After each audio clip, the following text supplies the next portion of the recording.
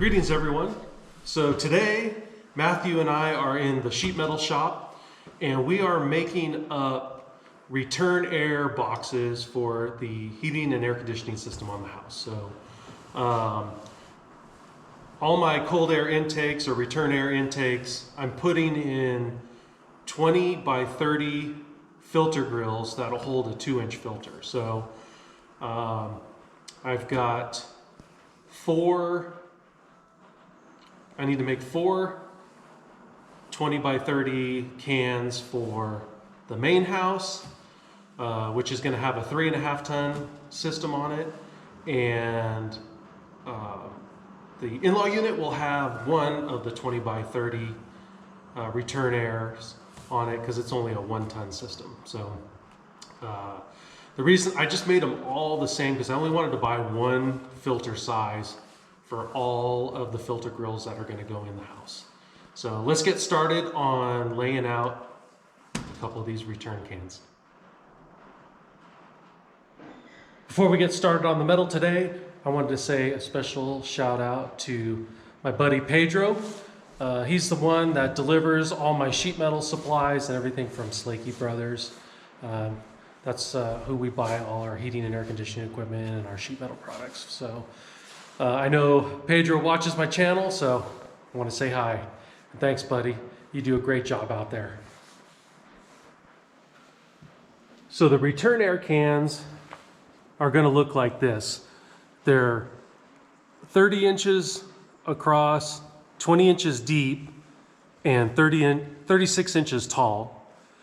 And then, so we'll start with that. We're going to make half patterns, and we'll end up putting this can together. And then we're going to make a plug that, and it looks just like that. It goes up, down, in, up, down like that to cap off the box itself.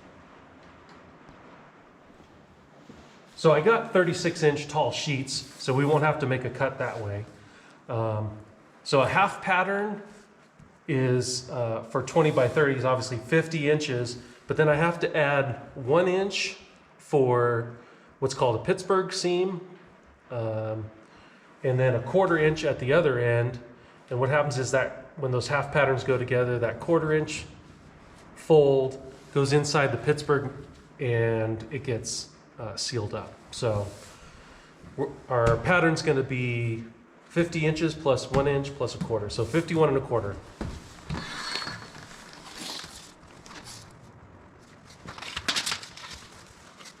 All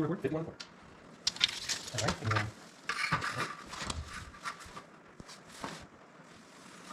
straight up, 51 1/4.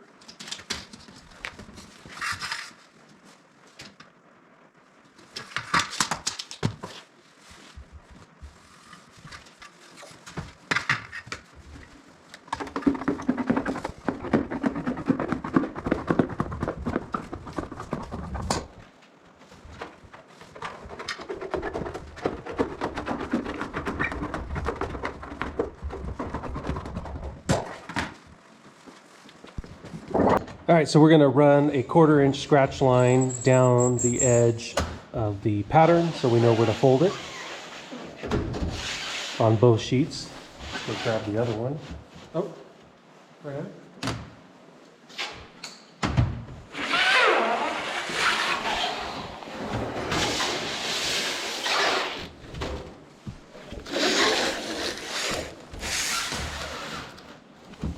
All right.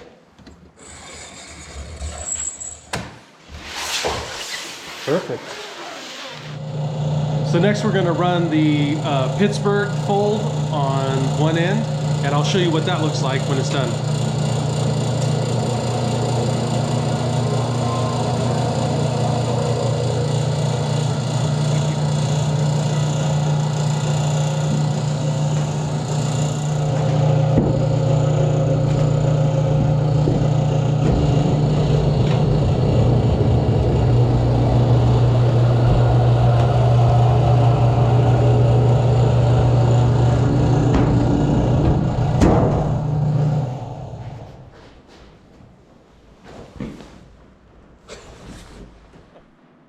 So that's what the Pittsburgh looks like. And what happens later is the other part of the pattern with the 1/4 inch fold, it'll tuck right in this gap, and then this little tab will get folded over to seal it off. Since these cans are 3 feet tall, I want to put what's called a cross break on it, and it just makes it stiffens the can itself, so when the fan comes on, you don't get that oil can kunk sound. So I'll show you what that looks like once we fold them up.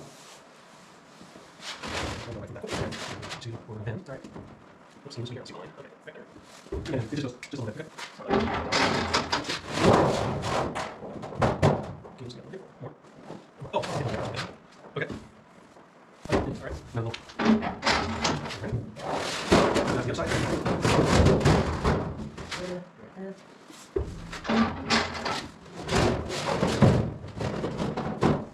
Okay.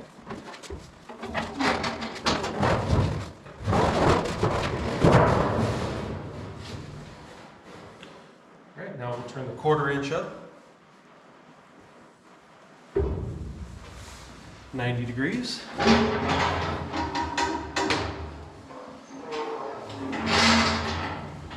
And now we'll go to the middle of our pattern and turn that up 90 degrees.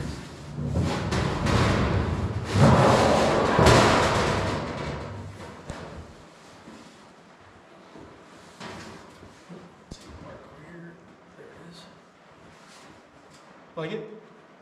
Want to bring that one up on your right? Okay. Yep, good. 90.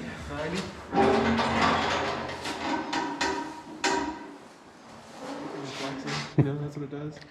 So there's the cross break, and like I said earlier, that'll keep it from oil canning and making that boom, boom, boom, boom sound every time the fan comes on. So larger duct that doesn't have the cross breaks in it, like that one, when the fan comes on, you'll hear something like that. So if you have a heating and air conditioning system, and every time your fan comes on, you hear that. That's because somewhere in there's a duct that isn't cross broken like that. All right, rinse and repeat. We're going to do the other side. Does that slow? Yep.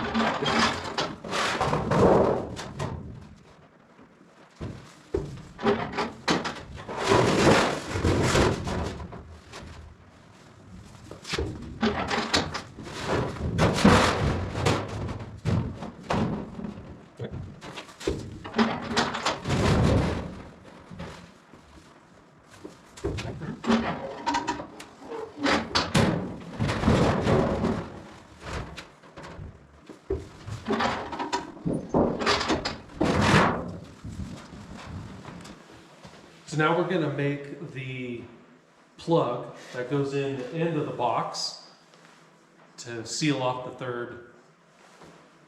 third side of the box, if you want to call that, or the end. I guess it would be the end.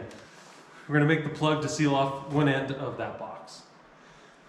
So in order to make that plug end that I was showing you, we need to add 2 inches in each direction more than the size of the actual can that it goes in. So if I have a 20 by 30 can, I want to add 2 inches. So my pattern is that my raw pattern we're going to cut is going to be 22 by 32.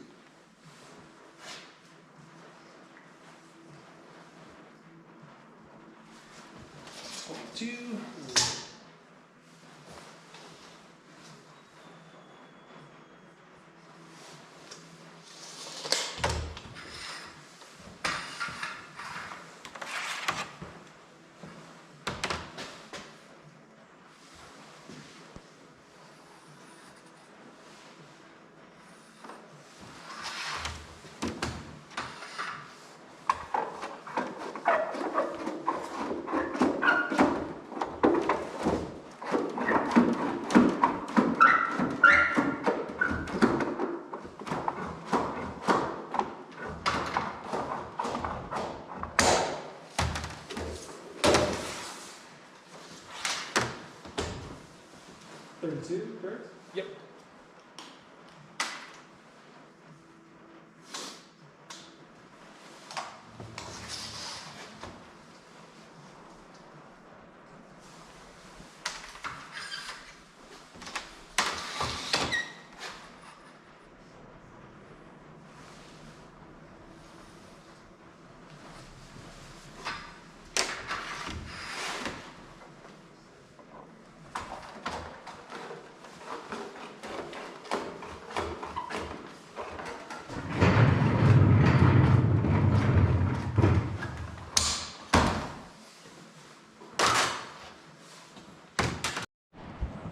So now we're going to put a 1/2 inch line around every edge of the plug on one side.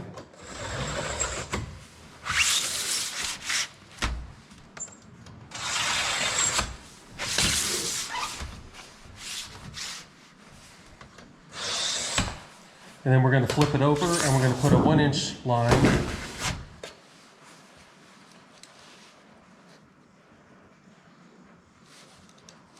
around all 4 sides on the other side.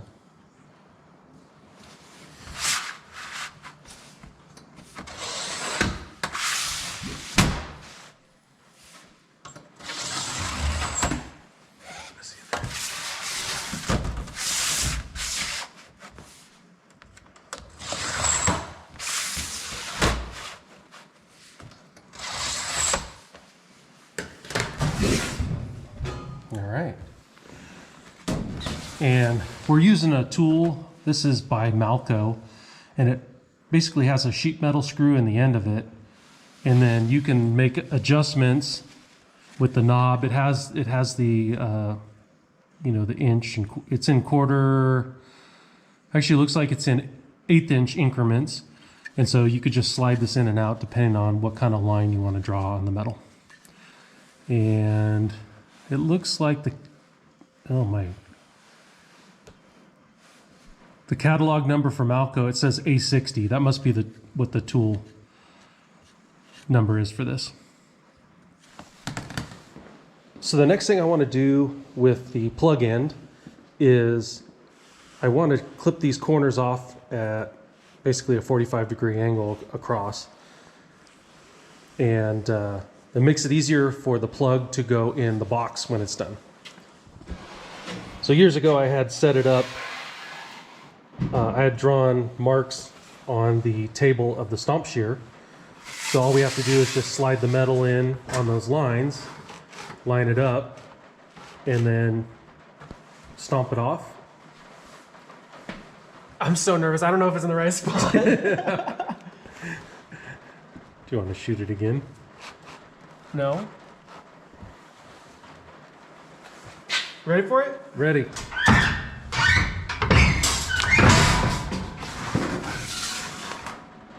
All right, we'll just spin it around. It's perfect. We'll do all 4 corners.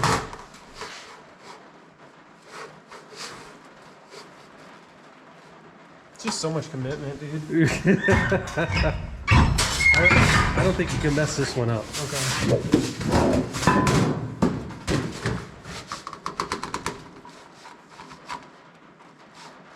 Yeah, I do kind of the same thing. I get one line and then I slide it into the other one. Okay. Just like you did. That's probably the easiest way.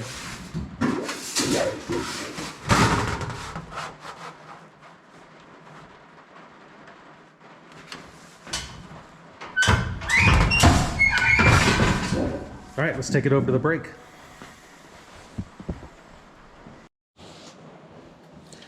All right, we're going to start with the 1/2 inch scratch side, and we'll put that into the brake.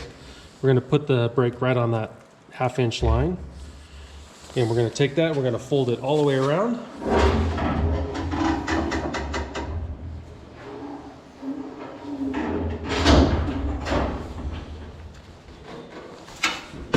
And then we'll pull the sheet out, and we're going to slide it in, and we're going to crush that hem that we just made, but not fully crush it. We're just going to push it together so it's somewhat closed like that.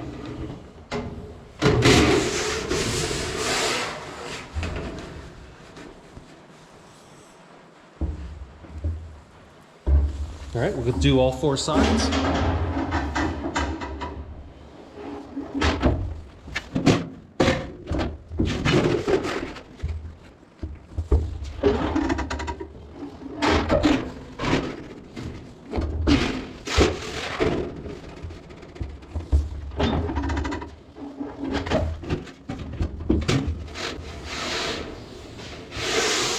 All right, now we're gonna pull the pattern out and flip it over. And now that 1-inch line, since we've folded a half, is now a 1/2 inch thick. And this is gonna get turned up 90 degrees.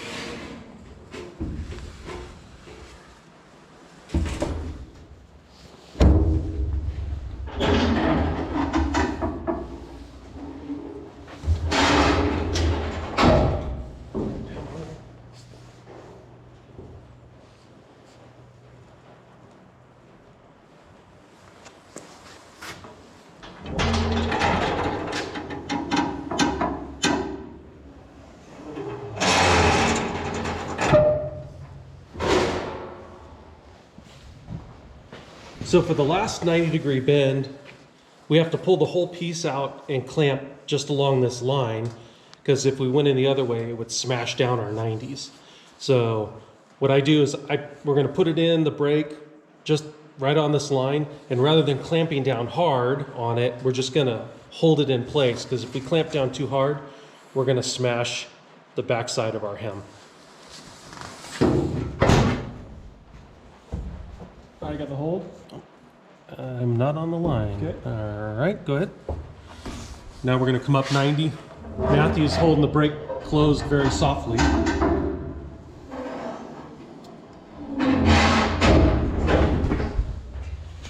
And there's the last bend.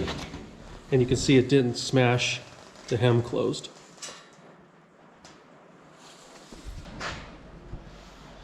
So we forgot to cross break this piece. I should say I forgot to cross break that piece. So we're gonna do a little field fab. This is one way, if you don't have a sheet metal brake, you can bend things around posts and whatnot, or get a 2x4. So I'm gonna put this up here and we're gonna make a little cross break.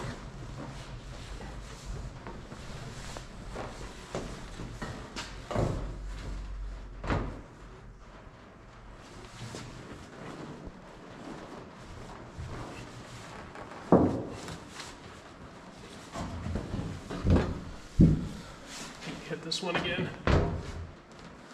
It's definitely not as crisp as the brake will make it.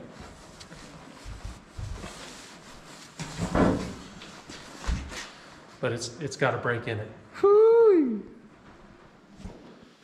So next we're going to assemble the ducting. So we're going to put that 1/4 inch edge into the Pittsburgh, and then we're going to fold the Pittsburgh over like that. And we have a really cool tool to do it. It has an air hammer, and it makes it really easy to fold that over. Otherwise, it's a million tap, tap, tap, tap, tap with your hammer. I wish I would have had one of these 30 years ago when I started in the business. It would have made things a lot nicer.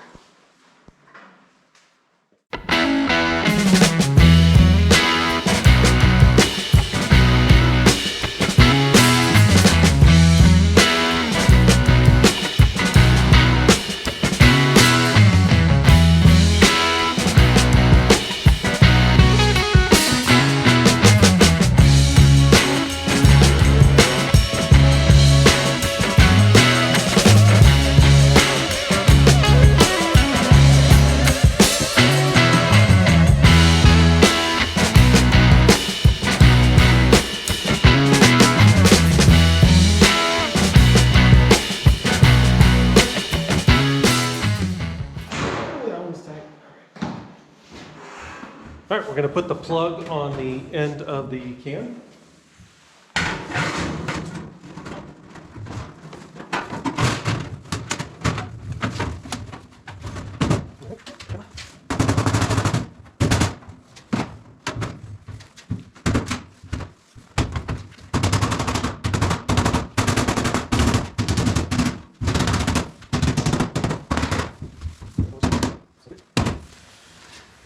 right, once it's all in the groove, then we'll pound these corners over.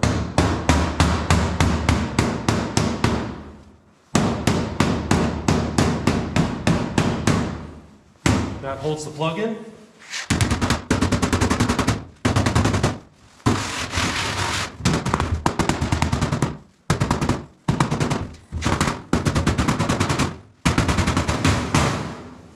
All right, then I like to take my tongs and just finish it off nice and tight.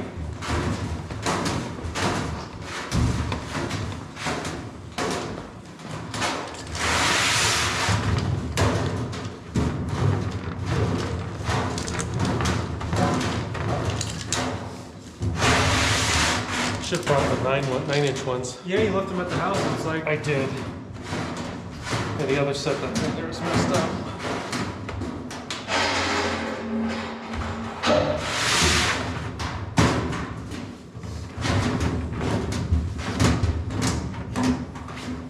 All right, there we go.